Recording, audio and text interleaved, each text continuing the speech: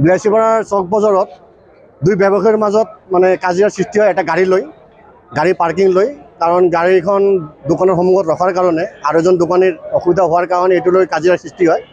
কাজিয়াৰ সৃষ্টিৰ ফলত এজন দোকানদাৰে সেইজন দোকানদাৰক মাৰাৰ কাৰণে ভাবুকি দিয়ে আৰু লগতে বেংগলী জাতি লৈ তেখেতক গালি গালাজ কৰে।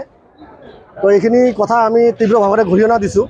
কাৰণ ব্যৱসায়ৰ মাজত মিলা প্ৰীতিটো থাকিব লাগে আৰু বিলাসীপাৰা এটা শান্তিপূৰ্ণ ঠাই, চবে জানো, চবে মিলা প্ৰীতিৰে ইয়াতে বসবাস কৰে। তাৰ মাজতে এনেকুৱা কিছু ব্যক্তিৰ কাৰণে বিলাসীপাৰা যি বদনাম এটা কঢ়িয়াই আনে, তাৰ কাৰণে আমি তীব্ৰভাৱে ঘূৰিঅনা দিছোঁ।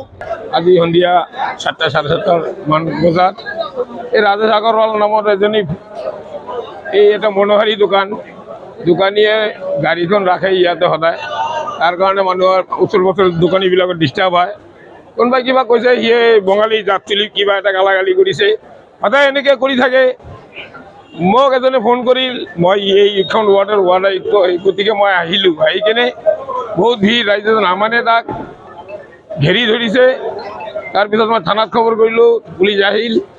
পুলিচ অহাৰ পিছত চাৰ্কেল অফিচাৰ বাইদেউ আৰু SDPO ছাৰ আহি কেনে ৰাইজক শান্ত কৰি এই মানুহজনে মাফ খোজাৰ পিছত ৰাইজ শান্ত হৈছে, কথাখিনি মীমাংসা হৈ গ'ল।